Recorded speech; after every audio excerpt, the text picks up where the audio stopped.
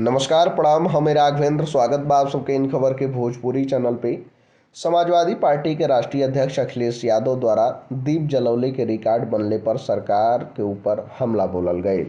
रविवार के बयान जारी कई के कहल गए कि कैसन विडंबना बाटे, भाजपा सरकार एक और करोड़ों खर्च कई के भव्य दीपावली का रिकॉर्ड बनौले में लगल बा। समाजवादी इहे चाह रहल बाने कि एगो ऐसन पर्व भी आवे जेमे सिर्फ घाट नहीं, हर गरीब का घर भी जगमगा जाओ।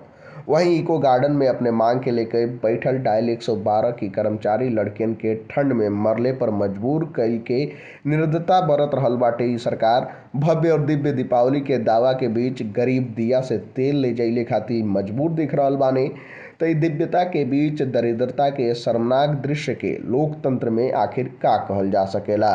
सपा अध्यक्ष द्वारा लिखल गईल कि भाजपा के सरकार द्वारा दीपावली पर 200 अतिरिक्त बस चलौले का हवाई दावा जनता के राहत के नाम पर कल गेल रहे, लेकिन हकीकत में खुद मुख्यमंत्री के गृह जिला गोरखपुर के बस अड्डा पर रोडवेज बसन के कमी से यात्री परेशान बाना। दीपावली के त्यौहार पर घर जाए वाला के साथ ही कैसन मजाक बा।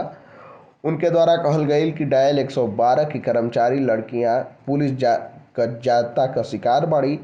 उद्दीप पर्व पर भी घर ना गईल बाटे लोग। भाजपा नारी शक्ति के धैर्य का परीक्षा ना ले। देश गवाह बाटे कि नारी के आंसू बड़ी से बड़ी सत्ता के बहा देले बा। केवल जनता ही नहीं, ये बार तो भाजपाई भी भाजपा के हटैया।